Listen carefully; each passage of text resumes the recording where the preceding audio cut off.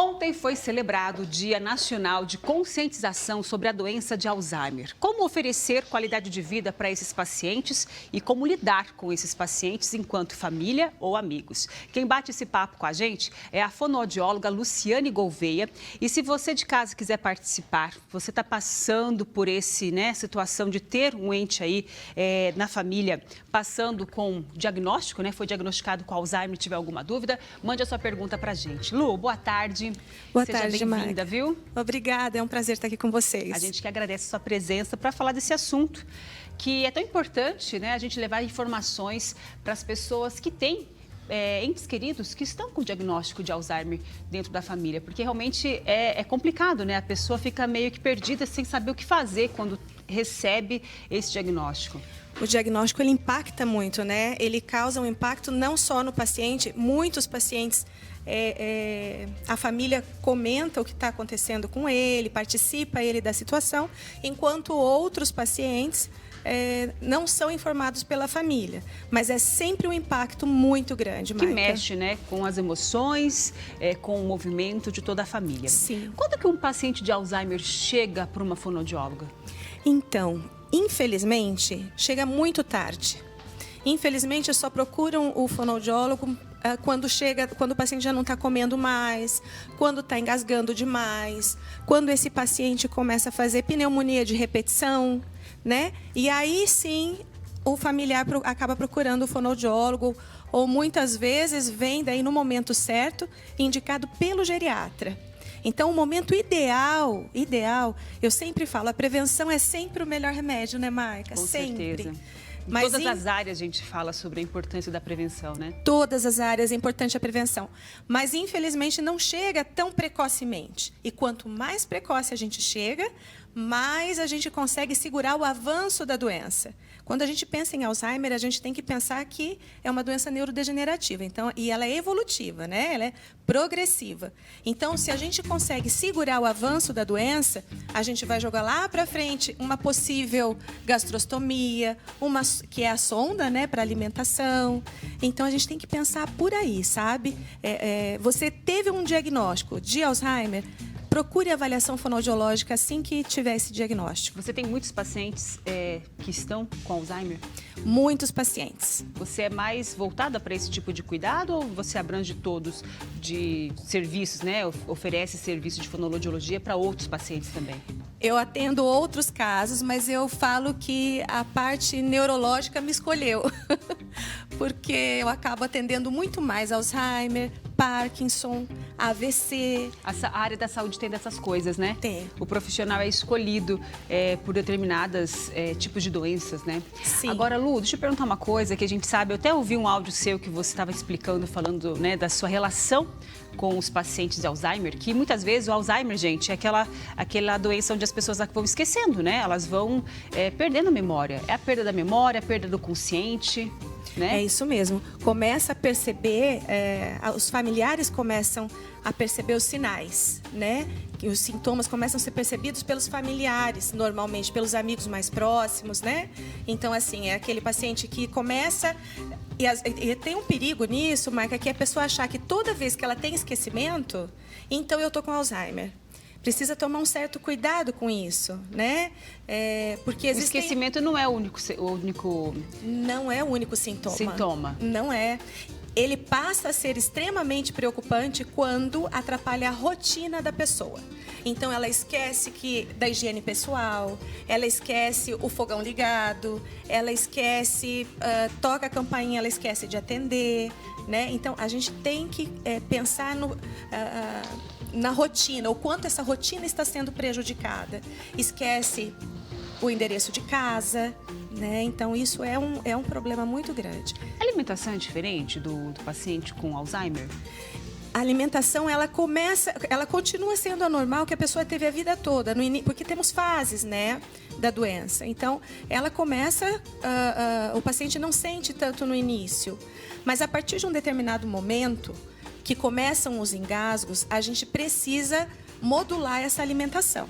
Então, por exemplo, às vezes a gente precisa trazer uma pastosidade, às vezes é necessário a questão da temperatura. Então, tem pacientes, por exemplo, que a gente precisa colocar mais um alimento frio, né? Que a maior sensibilidade dele é para o frio. Então, e aí vai ser pastoso e frio, entende?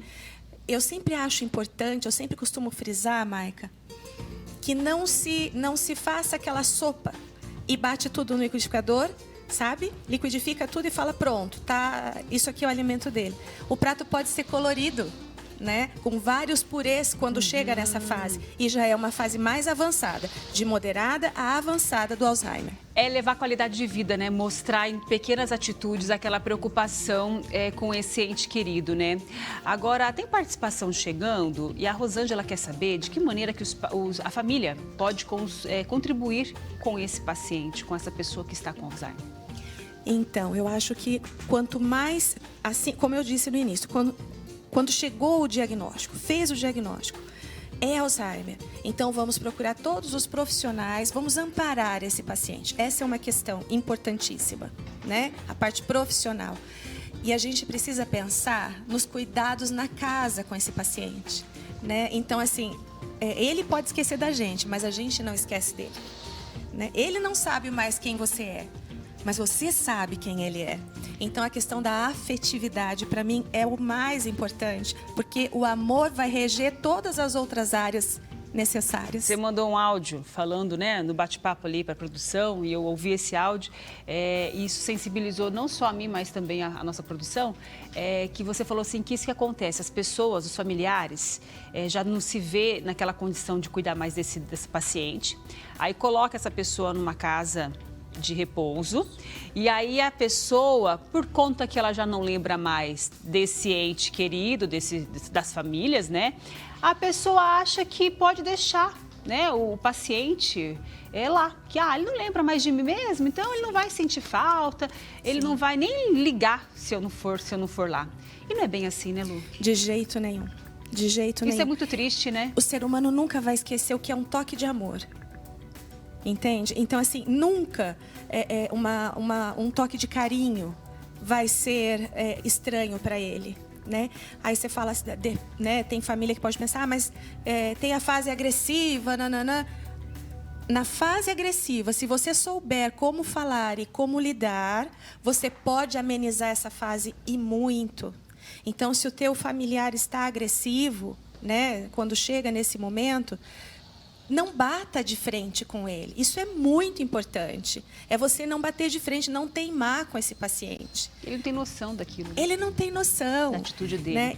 E com relação às internações, quando passa, né, que a família não tem mais condição de cuidar desse paciente em casa, e muitos acabam optando pela internação, você não pode deixar de visitar o seu querido lá. Olha isso, gente. Isso me sensibilizou muito no áudio que você mandou. A Solange está participando com a gente e ela quer saber, assim, ela está falando que quando o pai dela recebeu o diagnóstico, o médico falou para ela aproveitar ao máximo a vida, fazer com que ele aproveitasse o máximo. É uma corrida contra o tempo. É isso mesmo? As pessoas têm que ter essa pressa de viver tudo, né, antes de perder a consciência totalmente? A gente tem que pensar assim, olha, todas as nossas relações precisam ser relações afetuosas. Todas as nossas relações, a gente precisa criar boas memórias, né, com os nossos pais. Isso falando do núcleo familiar especificamente, né? Então, você precisa como filho, como pai, porque existe também o Alzheimer precoce, né? Então, às vezes, um filho tem e o pai e a mãe não teve. E aí? Então, assim, criar boas memórias desde sempre. À medida que você cria essas boas memórias, você começa a viajar mais, passear mais, estar mais perto desse familiar. E isso também vão criando reservas cognitivas. A reserva cognitiva, ela é extremamente importante, né? E a gente também tem que pensar assim, no final da vida nos restam poucos prazeres, né? Ao longo da vida eles vão perdendo o direito de ir e vir, porque tem dificuldade com a localização, o prazer sexual por conta da idade, né? Enfim, vários prazeres vão se perdendo. E o que fica é o prazer oral. é o prazer da alimentação, é o prazer de comer bem. Então, por isso, a importância de se tratar até o final. É aquilo, né? Você falando, eu fiquei pensando aqui. Ô, gente, é aproveitar hoje, né? Nada de ficar deixando... vou programar tal coisa para fazer. Se tem possibilidade de fazer, faça hoje, porque a gente não sabe até quando, né? Viaja hoje, leva seu pai e sua mãe para jantar hoje. Faz né? Não isso, perde né? tempo. Né? Enquanto tá ali, né? Realmente, enquanto tá suspirando, até quando tem suspirando? Sim. Tem que ter esse cuidado, né? Eu ofereço essa qualidade de vida. Enquanto tiver fôlego de vida. Exatamente. Né? Com esquecimento ou sem esquecimento. Companhia. E afetividade, amor, é com esquecimento ou sem esquecimento.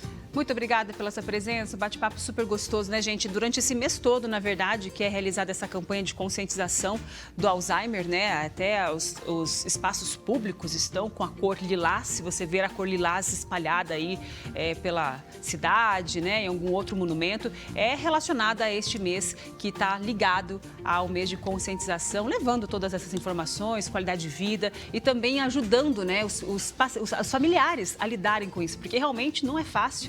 Mas tem que ter aí paciência e contar com bons profissionais. Deixa eu mostrar o Instagram da Lu. Caso ficou alguma dúvida, gente, você pode acompanhar, ó, Fono Luciane Gouveia, com 2 As, tá bom? Ali você pode acompanhar um pouco mais o trabalho dela e tirar dúvidas caso a gente não conseguiu sanar as suas dúvidas por aqui. Muito obrigada, Lu. Prazer em conhecer. Foi um prazer estar com você e poder contribuir, né? Poder falar dessa doença que infelizmente afeta tantas famílias, né? E tentar fazer um diferencial na vida dessas pessoas. Muito obrigada por essa oportunidade. A gente que agradece. Parabéns pelo seu trabalho, tá bom?